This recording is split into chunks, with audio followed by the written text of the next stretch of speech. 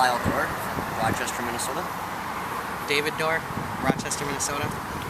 Me, my husband, and my father-in-law were all in the backyard trying to take apart the floor to the shed because we were moving. We had to pack it in the U-Haul. And then we heard 2 shots first. We thought they were maybe just fireworks or, you know, or some kids playing with whatever those things, pop things. He tells me go in. We hear more gunshots. He tells me go in the house, call 911. And at that point, when I was going to the house, we'd seen three males running in the back of our house. So I leave the house and I tell him to come. I tell Lyle to come with me, and we went behind the address of 2313. And I had seen some feet, and then I kind of peeked more, and I seen somebody lying on the ground. It looked like he had blood on him. So I jumped over the fence. He comes over there, and then he tells me to check to make sure he has a pulse. So I did. He did have a pulse for a good maybe 5 minutes. And then he said, well, he's going into shock.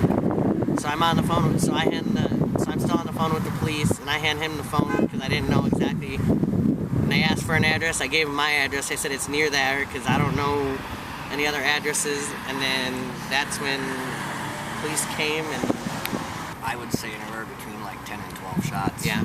Okay. From my understanding and his understanding, we overheard from people talking that were friends with this gentleman. All he was doing was playing basketball with his friends outside. And then the individual just came up and opened fire? Yeah, from what we understand, yeah. I was already on the phone calling 911, and that's when he said, and I chose to leave my house and to make sure that everybody was okay.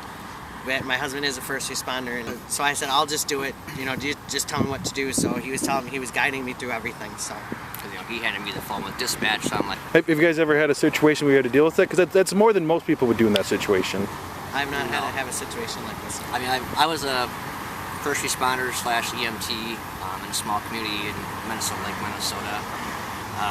I think the worst I've ever seen was probably somebody that fell into a campfire.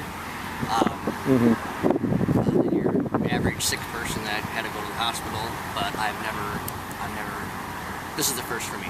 I've never witnessed anything like this before or come across anything. So most I've ever seen is what you see on TV. And